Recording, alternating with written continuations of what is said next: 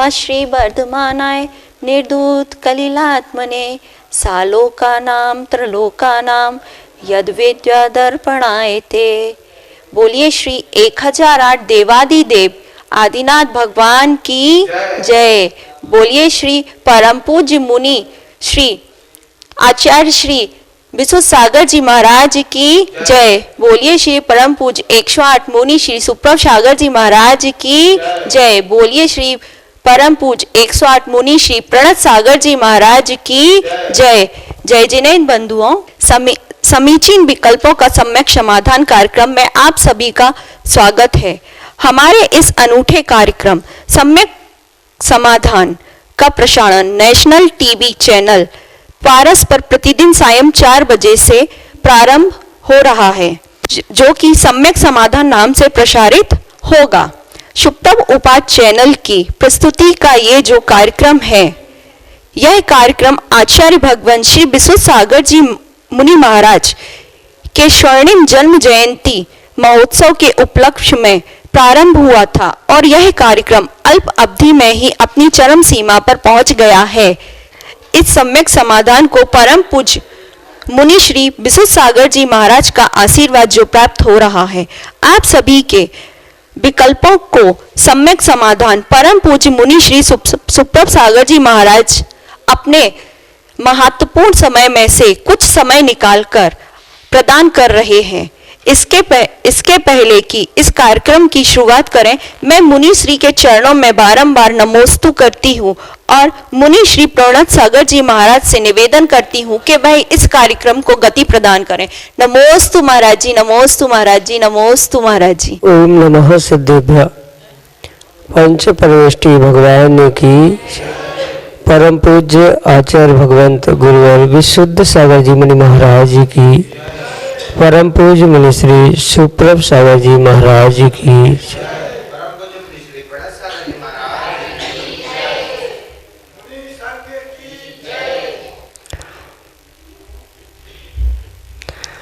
समीचीन विकल्पों का सम्यक समाधान। सम्यक ज्ञान की एक ऐसी अनूठी विधा जिसे परम पूज्य मुनि श्री सुप्रभ सागर जी महाराज ने सम्यक समाधान नाम दिया। परम पूज्य आचार्य भगवंत गुरुवर विशुद्ध सागर जी महाराज के मंगल सभा से उन्हीं के सुयोग्य शिष्य परम पूज्य मुनि श्री सुप्रभ सागर जी महाराज के मुखारबिंद से हम सभी प्रतिदिन अपने अनेकानेक समीचीन विकल्पों का सम्यक समाधान प्राप्त कर रहे हैं। देश के विभिन्न प्रांतों से अनेकानेक समीचीन विकल्प हमें यहाँ प्रतिदिन प्राप्त हो रहे हैं और परम पूज्य मुनिश्री उनका यथाक्रम से आगमुक्त विधि से हम सबको सम्यक समाधान प्रदान कर रहे हैं। प्रारंभ करते हैं आज का सम्यक समाधान और आज का पहला विकल्प सारंगपुर मध्य प्रदेश से डॉक्टर अंकित जैन परम पूज्य मुनिश्री के चरणों में सपरिवार कोटि कोटि नमोस्तु निवेदित करते हुए अपना समीचीन विकल्प रख रहे हैं कि महाराज जी प्राणों का वियोग ना हो तो भी प्रमाद योगी को हिंसा का दोष क्यों लगता है। हमारे समीचीन विकल्प का सम्यक समाधान करने की अनुकंपा करें। नमोस्तु महाराज जी, नमोस्तु। ओम नमः सिद्धम। परम पूज्य आचार्य भगवान गुरुवर विशुद्ध सागर जी महाराज के।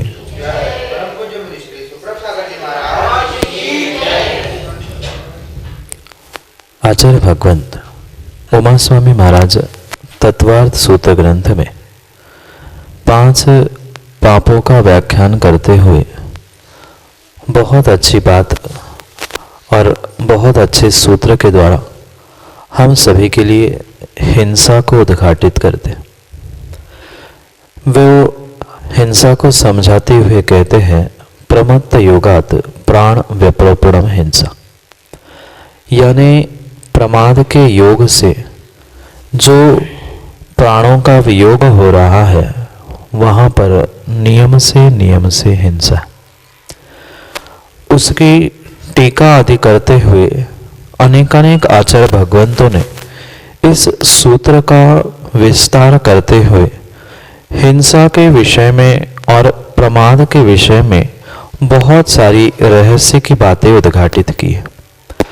आज तक जीवों का यही भ्रम था कि मात्र प्राणों का वियोग होना इतनी ही हिंसा है, पर ऐसा सर्वथा नहीं है, क्योंकि प्राणों का वियोग हो अथवा नहीं हो, जहाँ जहाँ क्रिया में प्रमाद है वहाँ वहाँ हिंसा है। सूत्र स्वयं कह रहा है प्रमत्त योगात, यानी प्रमाद के योग से आपकी जो भी क्रिया होगी वहाँ पर नियम से वहाँ हिंसा का दोष लगेगा ही लगेगा। जहाँ साक्षात प्राणों का वियोग हुआ है, यानी किसी को मृत्यु को प्राप्त करने के लिए हमने कृतकारित अनुमोदना से या निमित्त रूप कुछ भी क्रिया की है, वहाँ तो हिंसा का दोष लग ही रहा था, उसमें कोई विकल्प नहीं था। पर मात्र योगी के लिए ही नहीं, अपितु एक श्रावक के लिए भी उस प्रत्येक प्रमाद जन्य क्रिया के निमित्त से हिंसा को आचार्य भगवंत उद्घाटित कर। उमा स्वामी महाराज ही नहीं, अपितु मूलाचार ग्रंथ में आचार्य भगवंत वट्टकेर स्वामी भी इसी बात को हम सभी के सामने उद्घाटित करते हैं कि कितना भी जीव प्राणों को बचाने का प्रयास भी करता रहे या जीव के प्राण बच भी जाए, प्राणों का वियोग ना भी हो, फिर भी निर्ग्रंथ मुनिराजों के जो 9 कोटि से प्राणों की रक्षा करने रूप जो अहिंसा महाव्रत ग्रहण किया जाता है, या 28 मूल गुणों में जो अहिंसा महाव्रत ग्रहण करने वाले निर्ग्रंथ मुनिराज हुआ करते हैं, उनको तो नियम से प्रमाद रहित क्रिया ही करनी होगी, क्योंकि उन्होंने कृत कारित अनुमोदना से 9 कोटि से मन वचन का आदि से हिंसा का त्याग किया है। और जहाँ किंचित भी प्रमाद है वहाँ पर हिंसा सहज ही घटित होती है। जैसे समझना कि जो मुनिराज कह दो या कोई व्यक्ति कह दो, रास्ते से चलते चलते मार्ग से गमन करते करते किसी भी प्रकार से वह प्राणों का चींटी आदि का किसी भी छोटे जीव का घात नहीं हुआ, पर वह देखकर नहीं चल रहे थे और उनका नाद देखकर चलना ही उनके लिए प्रमाद है। और उस प्रमाद से भले ही जीव का घात नहीं हुआ हो, पर होने की संभावना थी, हो सकता था।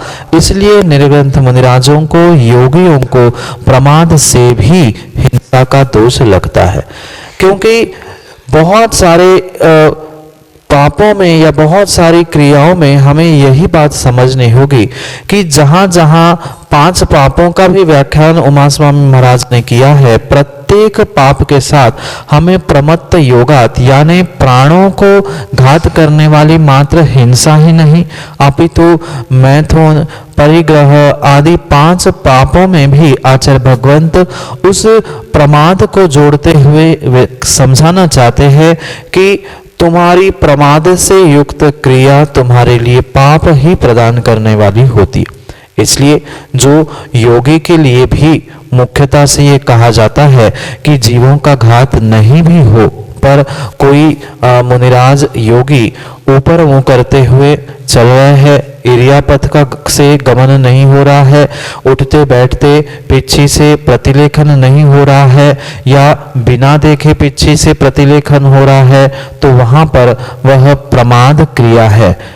जो 15 प्रकार के प्रमाद आचार्य भगवंतों ने बताया है, विकता, कथा, स्नेह आदि, इन प्रत्येक प्रमाद में जीव के परिणामों के निमित्त से वहां पर भाव हिंसा होती है। ये स्पष्ट बात समझने योग्य है, क्योंकि आगम में मात्र एक ही प्रकार की हिंसा की बात नहीं है, अपितु द्रव्य हिंसा और भाव हिंसा, साक्षात प्राणों का वियोग हो जाना,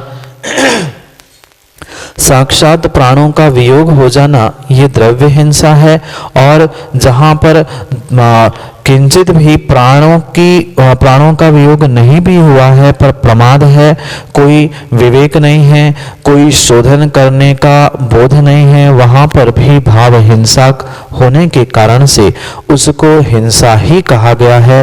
यही आगम के परिप्रेक्ष्य में निर्ग्रंथ मुनि योगी के निमित्त से ही नहीं अपितु सामान्य श्रावकों के लिए भी प्रमाद के निमित्त से उनकी प्रत्येक क्रिया को आचार्य भगवंत ने हिंसा के ही कोटि में रखा है।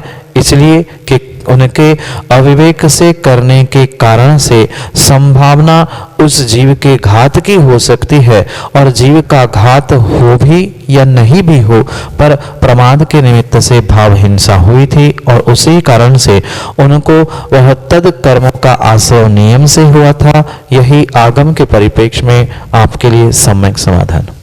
श्रीमती नीता जैन, भदौरा, टीकमगढ़, मध्य प्रदेश से परम पूज्य मुनि श्री के चरणों में बारंबार नमोस्तु निवेदित करते हुए अपना समीचीन विकल्प रख रहे हैं कि महाराज जी, कभी कभी विपरीत परिस्थितियों में भी हम संभलते रहते हैं और कभी कभी घबरा जाते हैं, आकुल व्याकुल हो जाते हैं। तो क्या यह हमारे पुरुषार्थ की कमी मानी जाए या कर्मों का उदय? हमारे समीचीन विकल्प का सम्यक समाधान करने की अनुकंपा करें। नमोस्तु महाराज जी, नमोस्तु। अनुकूलता और विपरीतता ये जीवन के दो पहलू है। चाहे सुख दुख हो, अनुकूलता प्रतिकूलता हो, जैसे एक सिक्के के दो पहलू होते हैं, ऐसे ही प्रत्येक जीव के, प्रत्येक व्यक्ति के, प्रत्येक इंसान के जीवन के ये पहलू बिल्कुल उस सिक्के के समान होते हैं। कभी सुख के दिन तो कभी दुख के दिन, कभी अनुकूलता तो कभी प्रतिकूलता भी जीवन में देखने मिल। ये माँ कतई संभव नहीं है कि पूरे जीवन भर प्रत्येक स्थान पर हमें अनुकूलता ही मिले। उस अनुकूलता की भी कीमत व्यक्ति को तभी होती है जब कभी ना कभी बीच बीच में प्रतिकूलता आती। सतत अनुकूलता रहेगी, सतत मीठा भोजन करते रहोगे तो उस मीठे भोजन की भी कीमत लंबे समय तक नहीं रहती। जैसे एक सा भोजन करते करते व्यक्ति ऊब जाता है, कभी नमकीन, खट्टा आदि का भी सेवन करता है, ऐसे ही जीवन में भी सतत सुख के दिन या अनुकूलता ही रहे यह जरूरी नहीं होती। इसलिए जब विपरीतताएं भी आती हैं तब जीव को सबसे अधिक संभलने की आवश्यकता है। मात्र विपरीतताएं में नहीं, अनुकूलता में भी जीवों को अपने आप को संभालने की अति आवश्यकता हुआ करती। और उन दोनों समय में, सुख के दिनों में, दुख के दिनों में जिस जीव ने अपने आप को संभाल लिया है वो ही अपने जीवन को बहुत अच्छी तरीके से यापन कर सकता है, अन्यथा अन्य कोई भी नहीं कर सकता। इसलिए जो विपरीतता को प्राप्त करने के उपरांत जो हमारे परिणामों में कई बार उथल पुथल होती है या कई बार हम संभालने का भी प्रयास करते हैं, ये सब कुछ क्रिया जो होती है नियम से हमारे स्वयं के पुरुषार्थ से ही हुआ करती है। और उस पुरुषार्थ के साथ साथ कथनचित कुछ अंशों में पिछली पर्याय का पुण्य भाग्य भी हमारे लिए साथ देता है। जैसे कि आपने विकल्प रखा है वह मात्र पुरुषार्थ से या मात्र पिछले कर्मों के निमित्त से हो जरूरी नहीं है, क्योंकि आगम का यह सिद्धांत है जब कर्मों का तीव्रतम उदय होता है उस समय पर जीव का पुरुषार्थ कार्यकारी नहीं होता। जब कर्मों का मंदतम उदय होता है उसी समय पर किया गया पुरुषार्थ फलीभूत हुआ करता है। इसलिए सर्वथा हम पुरुषार्थ को दोष देने से काम नहीं बनेगा, सर्वथा पिछले कर्मों को, पुण्य पाप को दोष देने से काम नहीं बनेगा। जीव को प्रत्येक समय में चाहे अनुकूलता रहे प्रतिकूलता रहे, अपने जीवन को बेहतर अच्छा करने के लिए सतत सतत पुरुषार्थ करते रहने की बहुत आवश्यकता है। क्योंकि कौन से समय में पुण्य साथ देगा, कौन से समय में हमारे लिए पाप साथ दे रहा है, यह निर्णय किसी छद्मस्त यानी संसारी जीव का ज्ञान का विषय नहीं है, वह तो सर्वज्ञ का ही विषय हुआ करता है। इसलिए हमारा सतत सतत पुरुषार्थ करते रहना ही उस समय को दिलाता है जिस समय पर वह काल लब्धि और पुण्य आदि पुरुषार्थ तीनों एक साथ पहुंचकर हमें कार्य की सिद्धि होती है। जो हमारे जीवन में विपरीतता आई है, जो हमारे जीवन में सुख दुख आ रहे हैं, वो नियम से हमारे भूत के कर्मों का उदय है। और उसमें भी अगर हम संभल नहीं पा रहे हैं अपने आप को, तो हम आने वाले समय के लिए पुनः कर्मों का बंध कर रहे हैं। इसलिए कितनी ही विपरीतता क्यों ना आ जाए, हमें अपने आप को उस पूर्व कर्मों की याद करते हुए संभलने का और अपने आप को संभालने का ही पुरुषार्थ करने की आवश्यकता है। पर जीव पुरुषार्थ करके तभी संभल सकता है जब कुछ अंशों में पिछले कर्म का उदय तद अनुकूल हुआ करता है। अगर कर्मों का तीव्र विपरीत प्रभाव या विपरीत उदय चल रहा है, ऐसे समय में लाख पुरुषार्थ करे, जीव उसका पुरुषार्थ फलीभूत नहीं हो सकता। इसलिए पुरुषार्थ सतत करते ही रहना चाहिए, पर कार्य तभी घटित होगा जब हमारे पूर्व कर्म का तद अनुकूल पुण्य पाप या तद अनुकूल उदय भी आएगा। साथ साथ काल लब्धि, होनहार, पुरुषार्थ, भाग्य, उपादान, निमित्त, इन सभी प्रत्ययों को समझकर ही हमें उसका निर्णय करना होगा। इसलिए पुरुषार्थहीन होकर होगा जैसा समय आएगा देख लेंगे भाग्य पर, ऐसा भी कहने की आवश्यकता नहीं है। और ये भी सर्वथा नहीं कह सकते कि मात्र पुरुषार्थ करते रहो, पुरुषार्थ से काम बनेगा। जैसे ताली दोनों हाथों से बजती है, ऐसे ही कार्य की सिद्धि पुरुषार्थ और कर्म का उदय, पुण्य पाप, भाग्य आदि के सामूहिक निमित्त और उपादान को मिलकर ही बनती है। इसलिए विपरीतताओं में अपने आप को संभालने का पुरुषार्थ होना या कभी कभी नहीं संभालने का कार्य होना, ये कुछ अंशों तक कर्मों का भी कार्य है। पर सतत अगर हम कर्मों को ही दोष देते रहेंगे तो जीवन में कभी उत्थान नहीं कर सकते। इसलिए उसको भी, कर्मों को भी तोड़ने का या कर्म उदय से भी बचने के लिए हम अपने आप को संभालने का पुरुषार्थ सतत करते रहे। कभी ना कभी हमारा पुरुषार्थ नियम से फलीभूत होगा, क्योंकि जितना जितना हम प्रयास उस कर्मों को तोड़ने के लिए सतत सतत करते रहेंगे, आज नहीं तो कल कभी ना कभी भाग्य साथ देगा और वह कर्म टूटने के या विपरीतता में अपने आप को संभालने के संस्कार मेरे जीवन में वह इतने अच्छे से हो जाएंगे कि आने वाले समय में विपरीतता भी नहीं आएगी और आने पर भी मैं अपने आप को संभाल सकता हूँ। जैसे एक नारियल को 10 बार पटकना पड़ता है, 10 बार नारियल को पटकने के, फूटने के संस्कार डालने के बाद फिर 11वें बार वह श्रीफल फूटता है। बिल्कुल ऐसे ही 10 बार विपरीतताओं में हमने अपने आप को संभालने का प्रयास किया तो आने वाले समय में हो सकता है कि हम और भी कितनी भी बड़ी विपदा में अपने आप को संभालने की शक्ति रख सकते हैं और उस शक्ति को आत्मविश्वास से, स्वयं के विश्वास से ही प्रकट कर सकते हैं। उसे हम सभी प्रकट करें। कर्मों का कुछ अंशों में प्रभाव होने पर भी हमारा प्रबल पुरुषार्थ कभी ना कभी उस कर्म को काटने के लिए भी कार्यकारी हो सकता है। यही आपके लिए सम्यक समाधान। वीरेंद्र जैन, नागपुर, महाराष्ट्र से परम पूज्य मुनिश्री के चरणों में कोटि कोटि नमोस्तु निवेदित करते हुए अपना समीचीन विकल्प रख रहे हैं कि महाराज जी, क्या कटहल अभक्ष की श्रेणी में आता है? हमारे समीचीन विकल्प का सम्यक समाधान करने की अनुकंपा करें। नमोस्तु महाराज जी, नमोस्तु। सबसे पहले हमें 2 बातों को समझने की बहुत आवश्यकता है। एक आगम परंपरा और दूसरी स्थानीय परंपरा।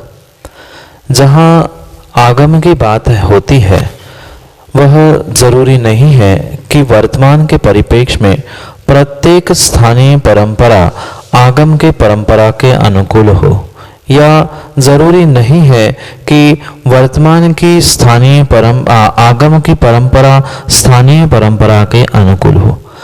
बहुत सारा कार्य या बहुत सारी क्रियाएं श्रावकों की हो या अन्य किसी व्यक्ति की भी क्यों ना हो, वह वर्तमान के परिप्रेक्ष्य में नियम से जो भी व्यवस्थाएं, जो भी क्रियाएं की जा रही है, हर व्यक्ति अपने अपने सहूलियत के हिसाब से, अपने अपने अनुकूलता के हिसाब से ही उसे परंपरा और उसे ही आगम मानकर करने लग गया है। इसलिए इन दोनों बातों में जहाँ विरोधाभास होता है, वहाँ व्यक्ति का स्वयं का विवेक कार्यकारी होता है, जिसे सम्यक दर्शन या आगम पर प्रकांड श्रद्धा होती है, अगाध श्रद्धा होती है, वह आगम के अनुकूल ही श्रद्धान करता है। क्रिया भले ही वह भिन्न रूप से करे, पर आगम के अनुकूल ही श्रद्धान करता है, क्योंकि ऐसी बहुत सारी वस्तुएं हैं, ऐसी बहुत सारी क्रियाएं हैं जो वर्तमान की स्थानीय परंपरा से आगम परंपरा और आगम परंपरा से स्थानीय परंपरा बिल्कुल भी मैच नहीं करती, बिल्कुल भी एक सी नहीं है। क्योंकि आगम में तिलोय पंडिती जैसे बड़े बड़े ग्रंथों में आचार्य भगवंतों ने इस फल आदि के निमित्त से या भक्षाभक्ष आदि के निमित्त से बहुत सारी वस्तुओं का ग्रहण किया है और कुछ वस्तुओं को अभक्ष कहते हुए अभक्ष की कोटि में भी रखा हुआ। जैसे कि आपने कटहल के विषय में प्रश्न पूछा है, तो अगर पूर्वाचार्यों की बात को और आगम परंपरा को हम समझे, तो आगम में कहीं भी आचार्य भगवंतों ने कटहल को अभक्ष नहीं कहा है। ये वर्तमान की उस परंपरा का ही उत्तर है कि कुछ स्थानों में कटहल को अभक्ष के रूप में ग्रहण किया जा रहा है। मैं किंचित भी वीरेंद्र भाई आपको किसी भी प्रकार की बलात् जबरदस्ती नहीं कह रहा हूं कि आपको उसका सेवन करना चाहिए, खाना चाहिए, नहीं खाना चाहिए। जो आगम के परिप्रेक्ष्य में आचार्यों ने जो उसको जिस कोटि में रखा है, पहले हम समझे, फिर आपका जैसा श्रद्धान, जैसा विवेक हो, वैसा कार्य आपको करना चाहिए। पर आगम में स्पष्ट रूप से आचार्य भगवंतों ने कटहल को अभक्ष नहीं कहा, पर वहीं पर जो लौकी का सेवन जो लोग करते हैं, उस लौकी को आचार्य भगवंतों ने अभक्ष की श्रेणी में रखा। जो कटहल अपने उत्तर भारत में अभक्ष कहा जाता है, वही कटहल दक्षिण भारत में भक्ष कह के सेवन किया जाता है। जो उत्तर भारत में लौकी को भक्ष कह के आप सभी सेवन करते हो, उसे दक्षिण में अभक्ष कह के वहां के श्रावक साधु उसे ग्रहण नहीं करते। तो ये वर्तमान के परिप्रेक्ष्य में अनेक स्थानीय परंपराओं के कारण से यह बहुत सारा अंतर हमारी क्रियाओं में प्राप्त होता है। पर हमें कम से कम हम वही करें जो हमें अच्छा लगे, पर कम से कम इतना कार्य अवश्य हम करें कि जो आगम में पूर्वाचार्यों ने लिखा है, हमें श्रद्धान तो बिल्कुल उनके वाक्यों पर ही करना होगा। क्योंकि भले ही वर्तमान में वह जो अभक्ष के कोटि में उस कटहल को रखा है, उसके पीछे का मात्र कारण इतना ही है, जब उसे बनाते हैं तब उस देखते समय जो बीभत्स दृश्य दिखता है, उसे देखने से ही घृणा आती है। इस कारण से उसको किसी विद्वानों ने और वर्तमान की परंपरा ने, स्थानीय परंपरा ने अभक्ष की कोटि में रखा है, पर आगम के परिप्रेक्ष्य में वह किंचित भी अभक्ष नहीं है। कम से कम हम उसका सेवन नहीं कर रहे, बहुत अच्छी बात है। कितना, क्योंकि कम खाओ गम खाओ बहुत अच्छा होता है। जितना कम खाएंगे उतना ही हम पाप से बचेंगे। पर हम खाए नहीं खाए भिन्न विषय है, पर कम से कम भक्ष अभक्ष का जो आगम में आचार्यों ने विवेक बताया है, उस पर श्रद्धान करें। क्रिया नहीं करेंगे तो कोई हमारे श्रद्धा में दोष नहीं लगेगा, क्योंकि वह चारित्र मोहनी का विषय है। पर अगर आगम के परिप्रेक्ष्य में जो सिद्धांत, जो बातें आचार्यों ने दी है, उस पर अगर हम श्रद्धा नहीं करेंगे तो हमारा सम्यक दर्शन नहीं बचेगा। इसलिए हम अब उस चारित्र मोहनी के निमित्त से सत्य को जीवन में उतार भले ही नहीं पाए, पर कम से कम भीतर ये श्रद्धा होनी चाहिए, विश्वास होना चाहिए कि पूर्वाचार्यों ने ग्रंथों में ऐसा लिखा है तो हाँ ऐसा हो सकता है या ऐसा है। कम से कम श्रद्धा करेंगे तो हमारा सम्यक दर्शन जीवंत रहेगा, अन्यथा सम्यक दर्शन छूट गया तो हम संसार में पता नहीं कितने भावों तक और भटकेंगे। इसलिए क्रिया हम अपने विवेक से करें, अपने अनुकूलता से करे, पर कम से कम जो आगम में आचार्य भगवंतों ने कहा है उस पर अकाट्य श्रद्धान करते हुए स्वयं के सम्यक दर्शन की रक्षा करने का प्रयास करें। इसी परिप्रेक्ष्य में जो कटहल आदि के विषय में आचार्य भगवंतों ने भक्षाभक्ष का विवेक लिखा है, वहाँ पूर्वाचार्यों ने उसे किंचित भी अभक्ष नहीं कहा। वर्तमान में ऐसी बहुत सारी भक्षाभक्ष के वस्तुओं से भोजन करने वाले भक्षाभक्ष वस्तुओं को लेकर बहुत सारा ऊहापोह होता है। कई सारी ऐसी वस्तु है जो आगम के परिप्रेक्ष्य में भक्ष्य है पर उसका सेवन हम नहीं करते, और कई सारी ऐसी वस्तु है जो अभक्ष्य होने पर भी वर्तमान में जैन श्रावक उसका सेवन कर रहा है। यह श्रावक का स्वयं का विवेक है, उस विवेक के साथ ही उसको जीव क्रियान्वित करे। पर आगम के परिप्रेक्ष्य में पुनः पुनः पुनः मैं दोहरा रहा हूँ, यह आपके श्रद्धा का विषय हो, क्रिया का हो नहीं हो, यह आपका विवेक है। आपके लिए श्रद्धा का यही विषय होना चाहिए कि आगम के परिप्रेक्ष्य में कटहल आचार्य भगवंतों ने भक्ष्य के श्रेणी में रखा है, अभक्ष्य श्रेणी में नहीं रखा। यही आपके लिए सम्यक समाधान। अगले विकल्प के लिए ललितपुर उत्तर प्रदेश से हमारे सामने है प्रतीक शाह, जो कि अपना समीचीन विकल्प परम पूज मुनिश्री के समक्ष रख रहे हैं। आचार्य विश्व सागर जी महाराज की जय, मुनिश्री सुप्रभ सागर जी महाराज की जय, मुनिश्री प्रणत सागर जी महाराज की जय। महाराज जी, मैं ये पूछना चाहता हूँ कि जब हम सुबह मंदिर में सबसे पहले जब शांति धारा की तैयारी की जाती है, उसके तत्पश्चात सबसे पहले कलश किए जाते हैं और फिर लघु शांति धारा की जाती है और उसके बाद बड़ी शांति धारा की जाती है। तो कुछ लोग, साथ ही साथ मैं भी, हम लोग जैसे लघु शांति धारा करते हैं तो गंधोदक लेके वहाँ से निकल जाते हैं, लेकिन कुछ बड़े बुजुर्ग उसमें हमें चिल्लाते हैं कि भैया अभी रुक जाओ, क्या तुम्हें ज़्यादा जल्दी है, गंधोदक अभी मत लो। तो सही प्रोसेस क्या है? हमें गंधोदक तुरंत लघु शांति धारा लेना चाहिए या नहीं लेना चाहिए, या फिर बड़ी शांति धारा के लिए रुकना चाहिए? कृपया कर सम्यक समाधान करें। नमोस्तु महाराज जी, नमोस्तु महाराज जी, नमोस्तु महाराज। सबसे पहले तो प्रतीक जी आप ये बात समझ ले कि आगम में कहीं भी दो बार शांति धारा, लघु शांति धारा, बड़ी शांति धारा, ऐसा कहीं भी उल्लेख प्राप्त नहीं होता। जो क्रियाएं वर्तमान में हो रही है ठीक है, उसे सम्यक की हानि नहीं है, इसलिए आप कर रहे हो, दोष नहीं है, पर फिर भी उसका कोई आगम प्रमाण प्राप्त नहीं होता कि लघु शांति धारा भी करे, पुनः बृहद शांति धारा भी करे, फिर महाशांति धारा भी करे।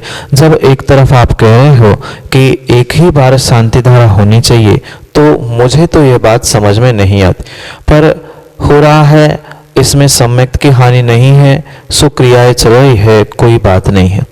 रही बात गंधोदक लेने की, तो गंधोदक लेते समय इतना कम से कम हमें विवेक रखना आवश्यक है कि जहाँ जब हम गंधोदक ले रहे हैं तो जिस थाली में या पांडुशिला पर श्री जी प्रतिमा विराजमान है, हमारी गंधोदक लेने के हड़बड़ी में ऐसा नहीं हो कि वहाँ रखी हुई प्रतिमा का अभिनय हो, उसमें किंचित भी हिलना डुलना हो जाए। ये विवेक रखते हुए अगर अन्य किसी स्थान से चम्मच आदि से या उस पांडुशिला के नीचे बह के आए हुए गंधोदक को अगर व्यक्ति ले रहा है तो उसमें किंचित भी दोष नहीं है, क्योंकि जरूरी नहीं है कि पूर्ण क्रिया होने के बाद ही वह गंधोदक कहा जाए। कुछ जीवों का ऐसा भ्रम है कि कलश के उपरांत शांति धारा और शांति शांति धारा के उपरांत जैसे आप कह रहे हो बड़ी शांति धारा, उस होने के बाद ही वह अभिषेक पूर्ण कहा जाता है या तभी वह गंधोदक कहा जाता है, ऐसा किंचित भी नहीं है। प्रभु जी के, श्री जी की प्रतिमा में जो भी जल कलश रूप में शांति धारा के अन्य किसी प्रकार से ढरा हो, वह पानी परिपूर्ण रूप से गंधोदक की ही श्रेणी में आता है।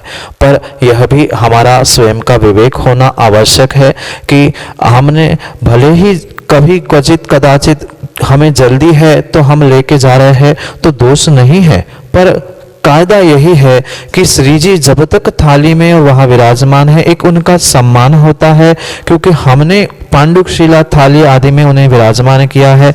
कायदा तो यही था कि यथा सम्मान जब तक प्रभु जी को विराजमान नहीं करते तब तक हमें हड़बड़ी नहीं करनी चाहिए गंधोदक लेने की।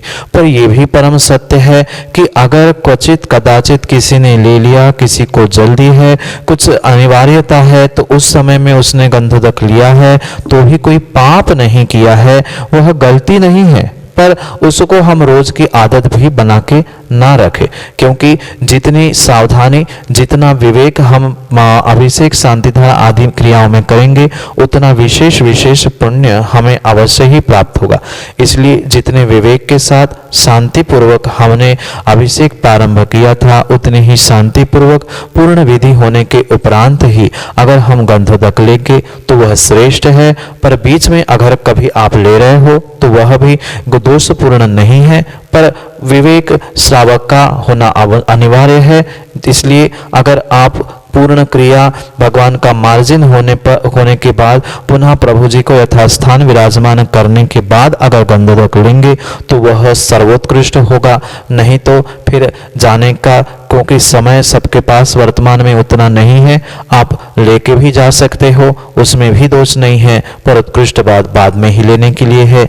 यही आपके लिए सम्यक समाधान। आप सभी को पुनः एक बार मेरा जय जिनेंद्र। आप सभी देख रहे थे हमारा अनूठा कार्यक्रम समीचीन विकल्पों का सम्यक समाधान, जो प्रतिदिन संध्या वेला में 5:13 पर हमारे नेशनल यूट्यूब चैनल सुप्रभ उवाच पर प्रसारित हो रहा है। आप हमारे चैनल को लाइक कीजिए, सब्सक्राइब कीजिए और जो नीचे बेल आइकन दिया गया है उसको दबाकर आगे भी शेयर कीजिए। यदि आपके मन में कोई भी विकल्प, संख्या या आपके मन की जो जिज्ञासा है वह आप हमारे व्हाट्सएप नंबर 8700754811 या फिर दूसरा नंबर 7415306441 पर शेयर कर सकते हैं। आपकी सुविधा के लिए हमारी ईमेल आईडी सम्यक.समाधान@gmail.com पर भी भेज सकते हैं,